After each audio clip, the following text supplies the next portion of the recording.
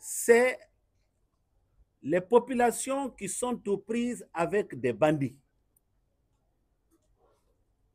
Une insécurité que le CNRD et son gouvernement ne parviennent pas à juguler. Sinon, on n'a pas besoin d'organiser des marches pour la paix et l'unité. Que dans l'agenda du bloc libéral, après avoir suivi le président Mamadi Doumbouya dans son adresse à la nation le 31 décembre 2024, adresse dans laquelle il a dit que les activités politiques reprenaient à compter du mois de janvier. Donc, fort de cette déclaration, le BL a planifié une première tournée à l'intérieur du pays qui devait nous amener en Zéro Corée d'abord directement.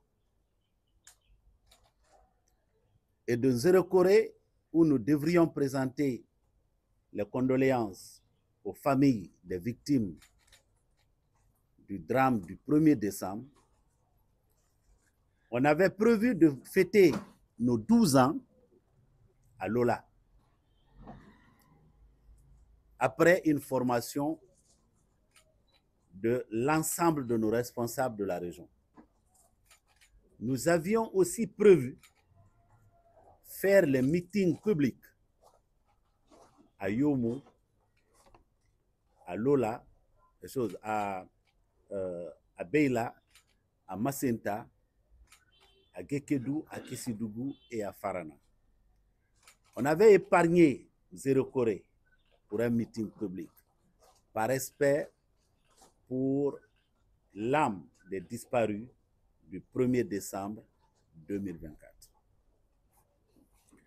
Avant donc de prendre le chemin, on avait pris soin d'informer toutes les autorités.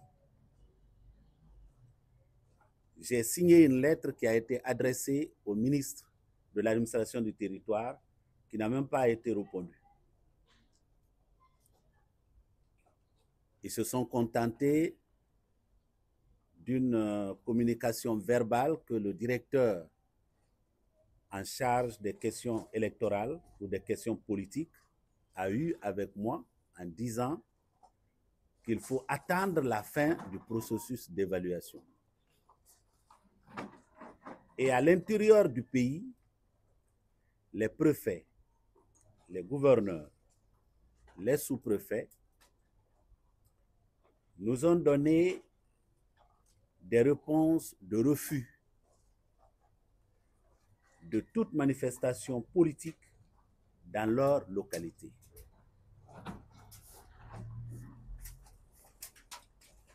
Nous avons donc examiné la question et nous avons décidé de reporter notre tournée. Mais avant d'examiner la situation, nous avons suspecté ce programme qui, dans la précipitation, a été lancé d'immersion du gouvernement à l'intérieur du pays. On va me dire que ce n'est pas la première fois que sous le CNRD, une immersion gouvernementale ne se passe. C'est vrai. Quand le Premier ministre, Mohamed Beyabogui, était encore le Premier ministre, il y a eu une immersion à l'intérieur du pays. J'ai suivi le commentaire qu'il avait fait personnellement. Il avait dit que la Guinée n'existait pas dans l'arrière-pays, que l'État était absent. Il a dénoncé l'état de délabrement des infrastructures scolaires, sanitaires, des routes, des ponts. Après lui, il y a eu un Premier ministre qui est venu. Et nous avons un troisième actuellement en la personne de M. Amadou Bahouri. Je ne crois pas qu'après la première immersion, le Guinéen de Koumandou, le Guinéen de Djeké, le Guinéen de Kouankan, de Koulemale, de Dikountoumi, ait ressenti effectivement quelque chose de nouveau après le passage du gouvernement. Alors cette fois encore, peut-être pour éviter que la vérité du bloc libéral ne commence à se propager sur le territoire national, on a demandé une immersion qui est en train de se faire actuellement. La première immersion, nous l'avons appréciée parce que nous dénonçons tous les jours le fait que la Guinée ne se réduise qu'à Kaloum. Quand vous n'êtes pas à Kaloum, vous êtes après Koya, vous n'êtes plus visible si vous êtes fonctionnaire. L'essentiel des projets de développement, c'est dans le périmètre de Grand Conakry. Rarement, on voit des projets sérieux à l'intérieur du pays. Donc, quand tout le gouvernement est dépêché à l'intérieur pour une immersion, au BL, nous apprécions ça. Et nous l'avons apprécié la première fois qu'ils l'ont fait. Mais puisque la première fois qu'ils l'ont fait, ça n'a pas été suivi d'effet, parce que moi j'ai sillonné la Guinée au moins 2 fois, en 2022, en 2023. J'ai répertorié des centaines d'écoles délabrées, mais alors complètement délabrées. Ça me rappelle la photo ou la vidéo que vous trouvez actuellement sur le site Africa Guinée, qui parle, elle, d'une école ici à Conakry, dans Matoto même. Est-ce que l'argent qu'on est en train de dépenser actuellement pour déplacer les fonctionnaires de Conakry jusque dans le Nabaya,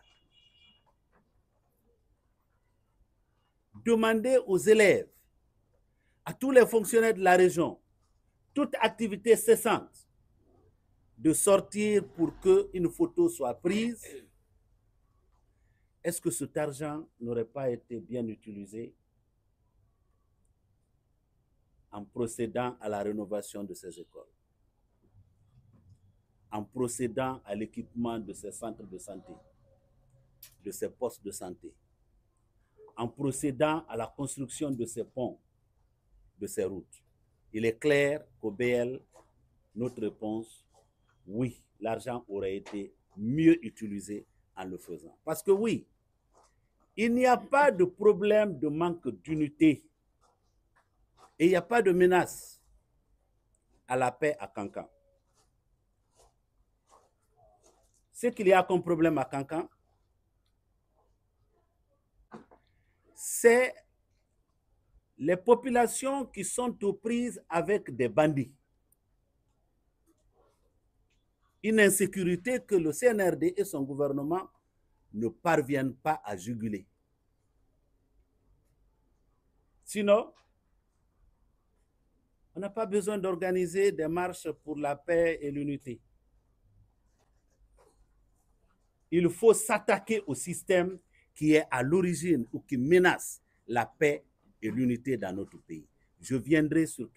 J'aborderai quelques dimensions, n'est-ce pas, de ce système-là.